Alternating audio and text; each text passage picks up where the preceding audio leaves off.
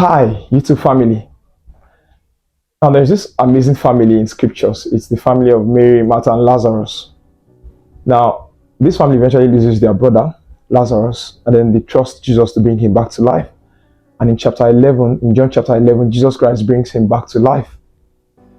Now, in chapter 12, Mary sees Jesus. She remembers how he brought her dead brother back to life in chapter 11. And so she wells up with this emotion of gratitude. And so she goes, gets her alabaster box containing this expensive ointment. She walks through the crowd, comes to Jesus' feet, breaks the alabaster box, and pours the oil on Jesus' feet. And then she uses her hair to wipe his feet. Now, culturally, in that age, the glory of the woman was in her hair. So while she was using her hair to wipe Jesus' feet, she was giving Jesus glory. Now, she was doing this worship in chapter 12 because she remembered Jesus, because she remembered Jesus' faithfulness of bringing her dead brother back to life in chapter 11. So she was doing this in chapter 12 because she remembered what happened in chapter 11. Now, I've seen God bring many people to their chapter 12, but very rarely do I see them bring their chapter 11 worship with them.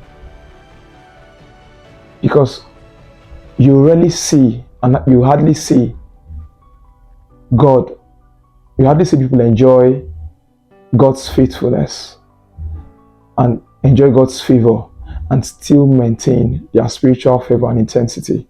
Because people will chase God for things, and when they get it, they lose Him. And we don't have to be poor and broken to worship. Whatever God has given you, the house, the spouse,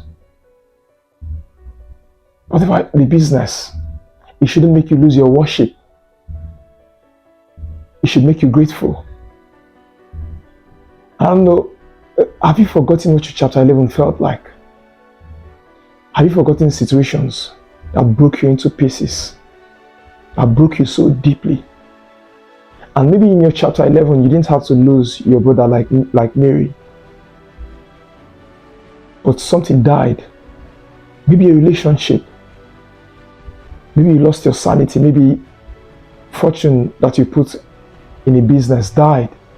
But God brought it back to life. God revived you.